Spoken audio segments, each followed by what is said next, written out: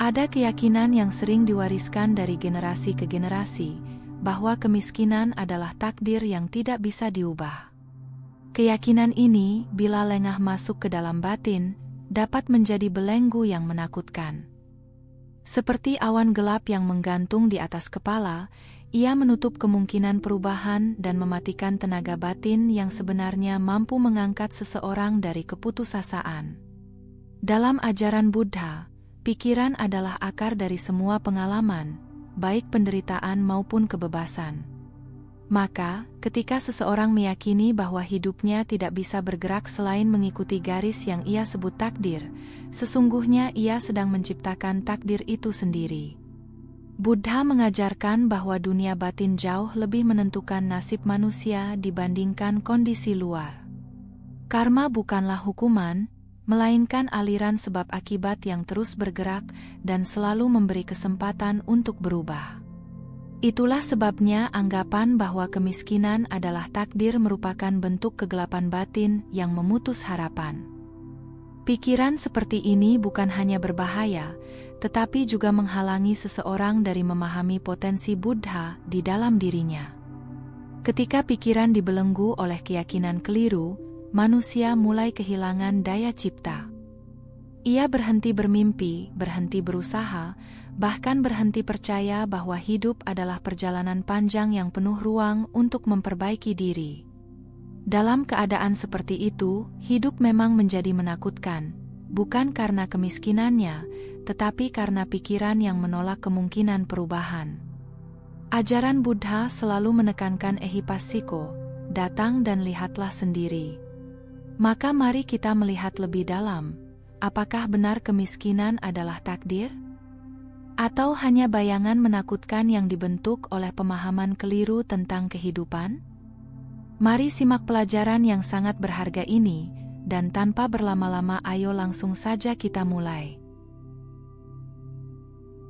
5 anggapan yang telah mengakar kuat dalam pikiran, bahwa kemiskinan adalah takdir. Pertama, saya dilahirkan miskin, berarti takdir saya miskin. Kelahiran bukanlah garis batas yang menentukan seluruh perjalanan hidup. Ia hanyalah satu bab dalam rentetan kehidupan yang tak terhingga.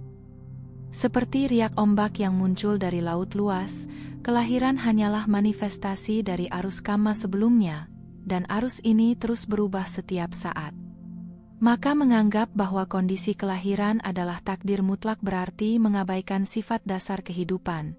Ia selalu bergerak, berubah, dan membuka kemungkinan baru.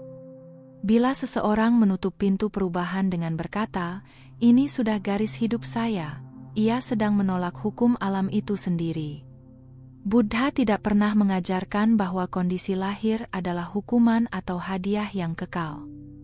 Sebaliknya, beliau mengungkapkan bahwa setiap makhluk selalu membawa potensi untuk berkembang, memurnikan karma, dan menata arah hidupnya.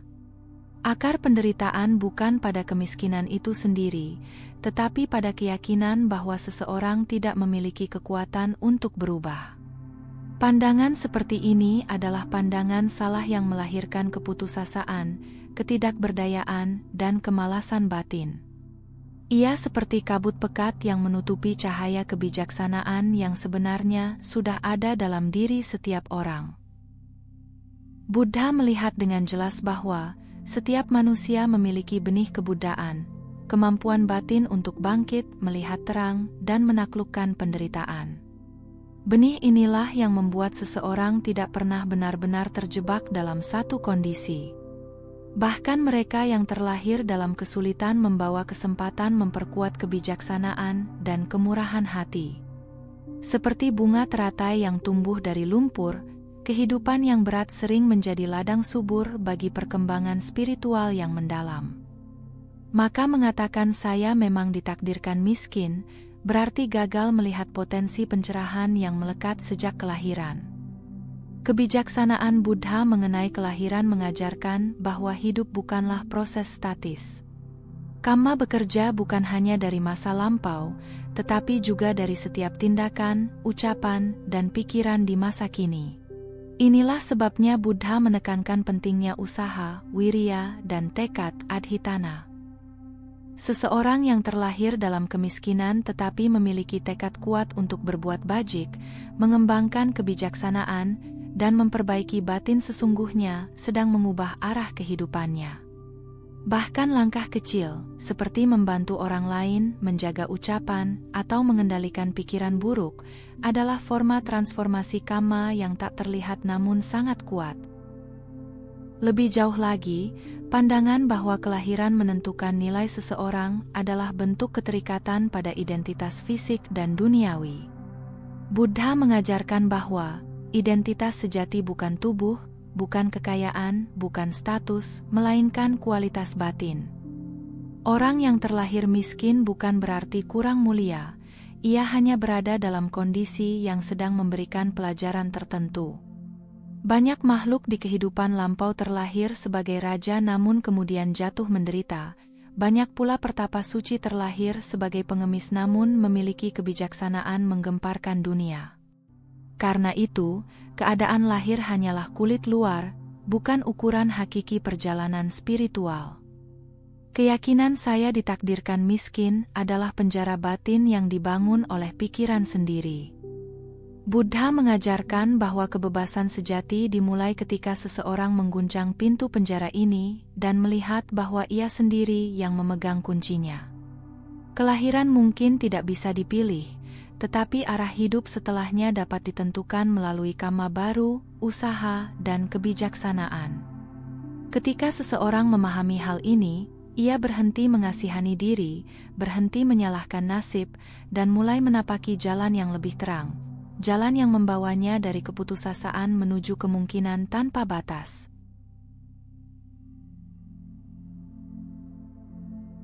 Kedua, memiliki pemahaman bahwa usaha tidak ada gunanya, semuanya sudah diatur. Ajaran Buddha memiliki konsep tentang tidak ada ruang bagi keyakinan bahwa hidup manusia telah ditentukan oleh kekuatan misterius yang mengatur segalanya. Gagasan semacam itu bertentangan dengan esensi Dhamma, yang menekankan bahwa kehidupan bergerak mengikuti hukum sebab akibat, bukan kehendak makhluk gaib ataupun garis takdir yang tidak bisa diubah. Ketika seseorang berpikir, semuanya sudah diatur, ia sesungguhnya sedang melepaskan tanggung jawab untuk menciptakan sebab-sebab baru. Pandangan ini membuat hidup terasa sempit, gelap, dan tidak memiliki arah, karena seseorang berhenti menjadi pelaku dalam hidupnya sendiri. Buddha mengajarkan bahwa semangat, tenaga batin, atau usaha adalah salah satu fondasi utama dalam praktik. Tanpa usaha, seseorang tidak mungkin mengembangkan moralitas, konsentrasi, maupun kebijaksanaan. Bahkan kesadaran kecil untuk menahan diri dari pikiran buruk pun membutuhkan usaha. Maka ketika seseorang berkata bahwa usaha tidak berguna, sesungguhnya ia sedang memutus salah satu pilar yang menopang perkembangan batin. Tanpa pilar ini, manusia mudah jatuh ke dalam arus kemalasan, apatis, dan nasib yang stagnan. Jika kita memahami hukum karma dengan benar, kita akan menyadari bahwa setiap hasil selalu didahului sebab. Tidak ada pohon tanpa benih, tidak ada bunga tanpa akar, tidak ada buah tanpa proses tumbuh. Begitu pula dengan kebahagiaan dan keberhasilan. Bila seseorang tidak menanam sebab yang tepat, bagaimana ia bisa mengharapkan buah yang baik?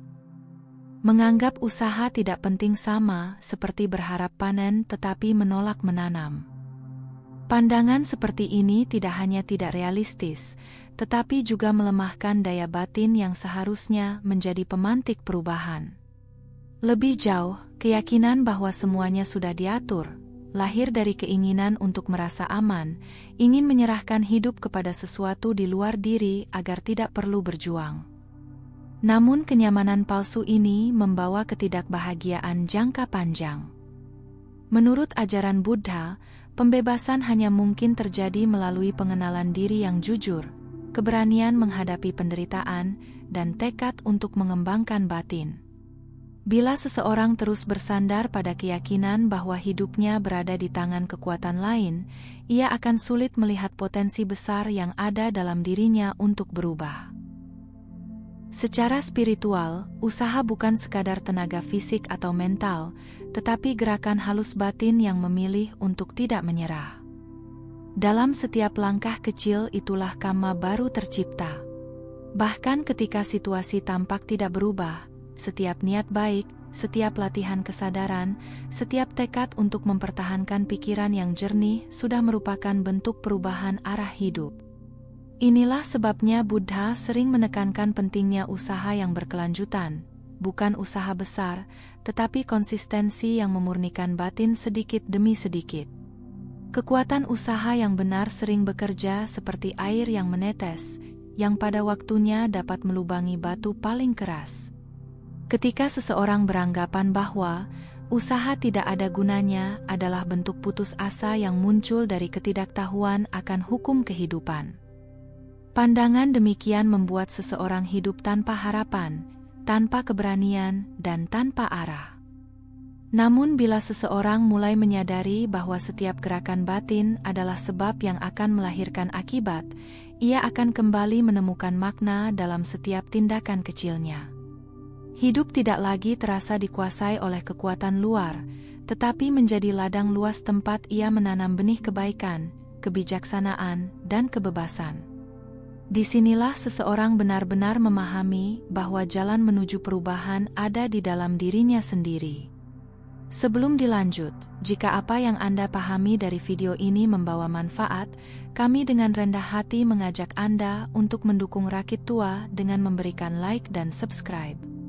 Jangan lupa bagikan juga kepada sahabat, keluarga, dan orang yang Anda sayangi, agar semakin banyak yang mendapatkan inspirasi dari ajaran Buddha. Anda pun bisa meninggalkan komentar positif sebagai wujud semangat dalam menebarkan kebaikan. Bagi Anda yang ingin mendukung lebih jauh, silakan berlangganan atau memberikan donasi melalui saweria yang tercantum pada deskripsi video ini. Setiap dukungan Anda akan sangat berarti untuk terus menghadirkan dhamma yang menyejukkan hati. Mari terus telusuri ajaran yang sangat berharga ini, karena kami yakin pesan ini akan sangat berguna bagi Anda di kemudian hari. Ketiga, memiliki pemahaman bahwa orang kaya itu beruntung, sedangkan saya tidak.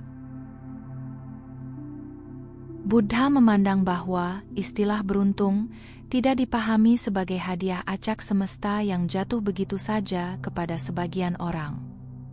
Buddha menjelaskan bahwa apa yang disebut keberuntungan seringkali adalah buah dari kebajikan yang pernah seseorang tanam, baik dalam kehidupan ini maupun kehidupan sebelumnya. Kekayaan, kesehatan, kecerdasan, bahkan kesempatan belajar dhamma pun tidak muncul dari kehendak acak, melainkan lahir dari benih-benih karma yang telah matang.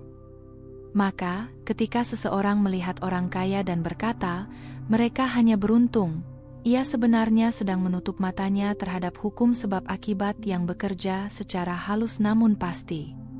Namun pemahaman tentang karma bukanlah ajakan untuk pasrah. Justru sebaliknya, ia membuka pintu harapan.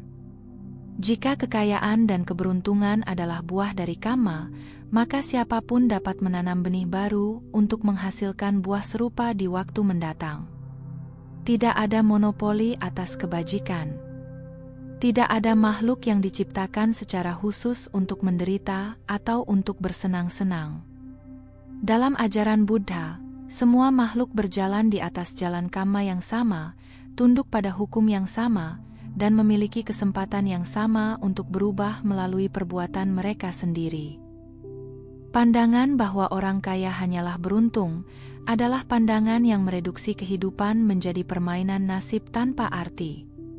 Pandangan ini berbahaya karena membuat seseorang merasa tidak memiliki kendali atas masa depannya. Ini adalah bentuk kemalasan spiritual yang menolak untuk mengakui bahwa perubahan dimulai dari benih-benih kecil yang ditanam setiap hari. Kejujuran, kemurahan hati, integritas, disiplin, dan kebijaksanaan. Bila seseorang meremehkan benih-benih ini, ia akan terus hidup dalam bayang-bayang orang lain tanpa pernah mengambil langkah untuk menciptakan perubahan dalam dirinya. Dalam perspektif lebih spiritual, kekayaan sejati bukan sekadar materi, tetapi kelimpahan batin, hati yang ringan, pikiran yang jernih, dan jiwa yang tidak diperbudak oleh keserakahan. Banyak orang kaya secara materi tetapi miskin dalam ketenangan. Banyak pula orang yang hidup sederhana namun hatinya penuh kedamaian. Buddha menekankan bahwa nilai seseorang tidak diukur dari harta, tetapi dari kualitas batin yang ia kembangkan. Maka ketika kita membandingkan diri dengan orang lain dan merasa kurang beruntung, sebenarnya kita sedang melupakan definisi kekayaan yang paling hakiki, batin yang bebas. Selain itu, membayangkan diri sebagai korban nasib hanya akan memperkuat ketidakpuasan dan iri hati. Dua racun batin ini, lobha dan dosa, melemahkan energi spiritual dan menutup pintu perkembangan. Sebaliknya, ketika seseorang melihat orang lain memperoleh keberuntungan dan ia merasa turut gembira, ia sedang menanam benih karma baik yang halus namun sangat kuat.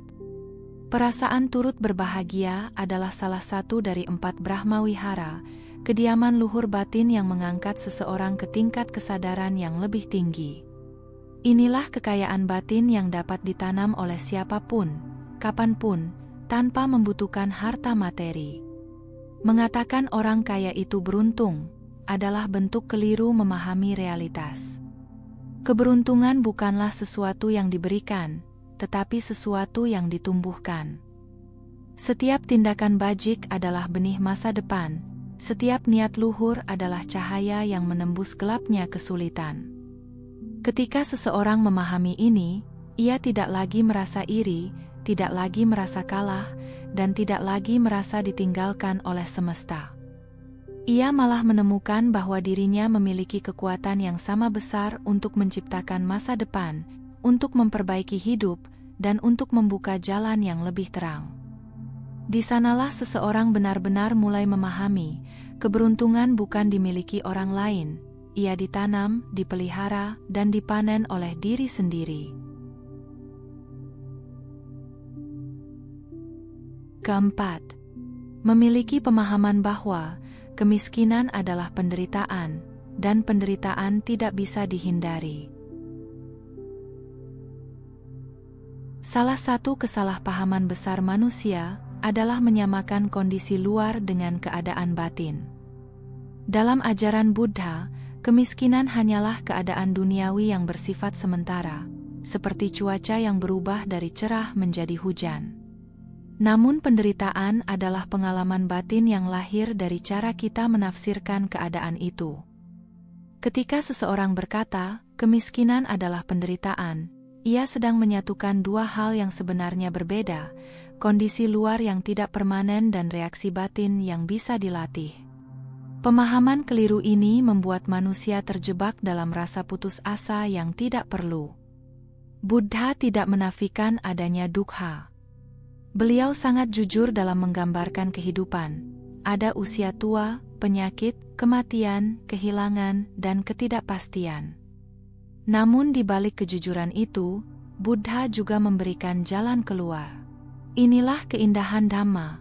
Ia tidak berhenti pada pengakuan atas penderitaan, tetapi mengarahkan kita untuk menembus akar penderitaan itu. Beliau menunjukkan bahwa duka bukan berasal dari kemiskinan, melainkan dari keinginan, kemelekatan, dan penolakan yang muncul dari pikiran sendiri. Inilah pintu pembebasan yang perlu dibuka. Jika kita memperhatikan kehidupan, kita akan menemukan bahwa orang dengan kekayaan melimpah pun dapat terjerat penderitaan yang berat. Mereka cemas kehilangan apa yang dimiliki, gelisah terhadap masa depan, dan takut ditipu. Sebaliknya, ada orang yang hidup sederhana, bahkan miskin secara materi, namun memiliki ketenangan yang dalam. Mereka tidak bergantung pada kepemilikan untuk merasa damai. Fenomena ini menunjukkan bahwa penderitaan bukanlah hasil keadaan luar, tetapi hasil hubungan batin kita terhadap keadaan itu. Seperti bayangan yang mengikuti tubuh, dukkha mengikuti pikiran yang tidak terlatih. Dari sudut pandang spiritual Buddhis, penderitaan adalah guru yang sangat halus namun kuat. Ia dapat membuka mata seseorang terhadap hakikat kehidupan, terhadap ketidakkekalan, dan terhadap kemelekatan kita yang begitu dalam pada hal-hal duniawi. Kemiskinan, ketika dipahami dengan benar, dapat menjadi cermin yang menunjukkan apa yang benar-benar berharga: kebijaksanaan, etika, hati penuh cinta kasih, dan kedamaian batin. Inilah hal-hal yang tidak dapat dibeli, tetapi hanya dapat ditemukan melalui latihan batin dan pemahaman Dhamma. Maka kemiskinan bukanlah musuh, tetapi situasi yang dapat mempercepat kedewasaan batin bila dijalani dengan kesadaran. Menganggap bahwa penderitaan tidak bisa dihindari adalah bentuk penyerahan diri kepada ketidaktahuan. Dalam Dhamma, penderitaan bukan sesuatu yang harus ditakuti, tetapi sesuatu yang harus dipahami. Ketika seseorang memahaminya secara mendalam, melihat penyebabnya, sifatnya, dan bagaimana ia muncul dari pikiran sendiri, penderitaan perlahan kehilangan kekuatannya. Inilah yang disebut kebijaksanaan. Buddha menekankan bahwa pembebasan sejati dimulai bukan dari mengubah dunia, tetapi dari mengubah cara kita memandang dunia. Pikiran yang terlatih dapat menjadikan kemiskinan sebagai pengalaman yang menajamkan belas kasih dan kebijaksanaan, bukan sebagai beban yang menghancurkan hati. Pada akhirnya, akar penderitaan tidak terletak pada kondisi kemiskinan, tetapi pada keyakinan bahwa kondisi itu menentukan seluruh nilai hidup seseorang. Ketika seseorang membebaskan diri dari keyakinan sempit ini, ia menemukan ruang luas di dalam batinnya, ruang tempat ketenangan, harapan, dan kesadaran bertumbuh. Disinilah Dhamma menjadi nyata. Pembebasan bukanlah janji yang datang dari luar, melainkan proses yang muncul dari dalam. Penderitaan dapat diatasi bukan dengan mengubah keadaan, tetapi dengan memahami keadaan itu dengan jernih. Dan ketika pemahaman itu muncul, bahkan dalam kemiskinan sekalipun, seseorang dapat menemukan kedamaian yang tak tergoyahkan. Kelima, memiliki pemahaman bahwa nasib saya buruk, jadi percuma berharap. Ketika seseorang mengatakan bahwa nasibnya buruk, sesungguhnya ia sedang memberikan label kepada dirinya sendiri. Label itu lama-kelamaan berubah menjadi identitas batin yang mengekang. Dalam perspektif Buddhis, tidak ada identitas yang kekal, termasuk apa yang disebut nasib buruk. Segala sesuatu lahir dari sebab dan kondisi, berubah bersama sebab dan kondisi berikutnya. Tidak ada yang menetap.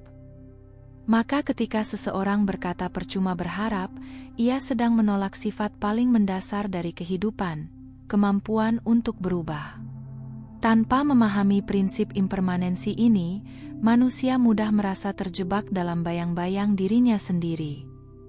Harapan dalam Dhamma bukanlah angan-angan kosong yang menunggu keajaiban datang dari luar.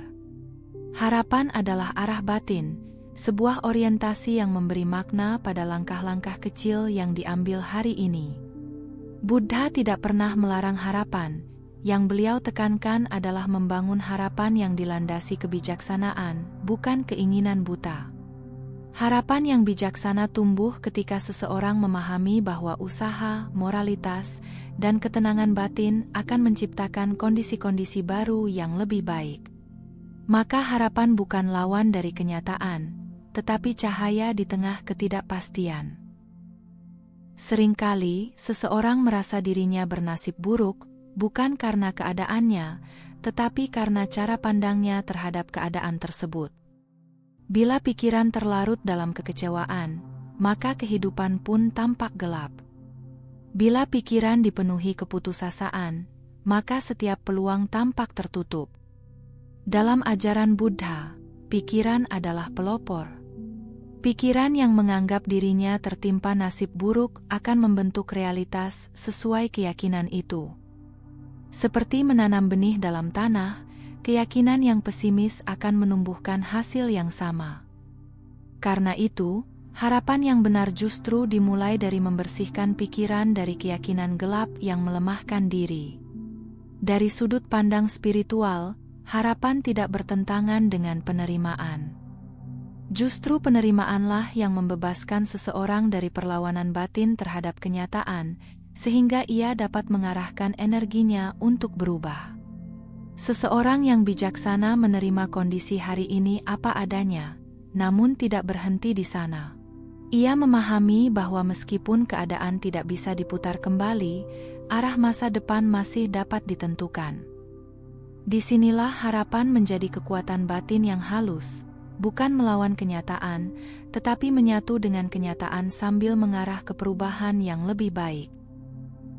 Mengatakan percuma berharap adalah bentuk keputusasaan yang lembut namun berbahaya. Ini adalah suara batin yang menyerah sebelum melangkah. Buddha mengajarkan bahwa bahkan satu tindakan baik, satu pikiran baik, satu ucapan baik dapat mengubah aliran karma. Tidak ada usaha yang sia-sia. Bahkan momen-momen kesulitan adalah kesempatan untuk menanam benih kebijaksanaan dan belas kasih. Ketika seseorang memahami hal ini, ia tidak akan lagi melihat harapan sebagai angan-angan, melainkan sebagai energi kehidupan yang menciptakan arah bagi setiap langkah kecil yang ia ambil. Pada akhirnya, harapan bukanlah tentang menunggu dunia berubah, tetapi tentang mengubah cara kita berjalan di dalam dunia ini. Nasib bukanlah keputusan final, ia adalah rangkaian sebab akibat yang terus bergerak. Ketika seseorang berhenti memandang dirinya sebagai korban nasib, ia mulai melihat dirinya sebagai makhluk yang memiliki potensi untuk bangkit, belajar, dan memperbaiki hidup. Setiap momen adalah pintu baru. Setiap napas adalah kesempatan untuk memulai kembali. Dalam pemahaman ini, harapan bukan lagi sesuatu yang rapuh, melainkan kekuatan batin yang mengarahkan seseorang menuju jalan pembebasan. Buddha tidak pernah mengajarkan manusia untuk pasrah pada nasib. Beliau mengajarkan manusia untuk membebaskan dirinya dari pandangan salah yang menutup jalan perubahan. Maka keyakinan bahwa kemiskinan adalah takdir bukan hanya keliru, tetapi berbahaya bagi pertumbuhan batin. Pikiran seperti ini menghentikan perjalanan sebelum langkah pertama dimulai. Dalam aliran Dhamma, setiap tindakan, kecil maupun besar, adalah benih yang kelak berbuah. Seseorang mungkin tidak langsung keluar dari kondisi sulit, tetapi setiap usaha, kebajikan, dan keputusan bijak akan memurnikan kamma dan mengubah arah hidup secara bertahap. Inilah kebebasan yang diberikan oleh ajaran Buddha kepada setiap makhluk tanpa kecuali. Hidup menjadi menakutkan bukan karena kondisi luar, melainkan karena pikiran yang dibelenggu. Ketika seseorang percaya bahwa ia tidak bisa berubah, ia sedang menutup pintu pada peluang yang sebenarnya sudah tersedia. Tetapi ketika ia mulai memahami bahwa hidup adalah aliran sebab akibat yang selalu dapat diarahkan, ia menemukan keberanian untuk melangkah. Maka jangan biarkan pikiran gelap menguasai hidupmu. Kemiskinan bukan takdir, bukan hukuman, dan bukan identitas. Ia hanyalah keadaan yang bisa dihadapi dengan kebijaksanaan, usaha, dan kebajikan. Dengan memahami Dhamma, seseorang tidak hanya mampu mengubah hidupnya, ia juga mampu membebaskan batinnya dari belenggu yang paling menakutkan, keyakinan keliru yang ia ciptakan sendiri. Jika video ini bermanfaat, jangan lupa dukung kami dengan cara berikan like dan subscribe, bagikan kepada teman dan orang yang kamu sayangi, dan jangan lupa tinggalkan komentar yang positif. Kamu juga bisa berlangganan untuk mendukung kami, atau berdonasi melalui saweria yang tercantum pada deskripsi video ini. Cukup sampai di sini dulu video kali ini. Mari bersama Rakit Tua, membina diri di jalan Buddha dan semoga semua makhluk hidup berbahagia.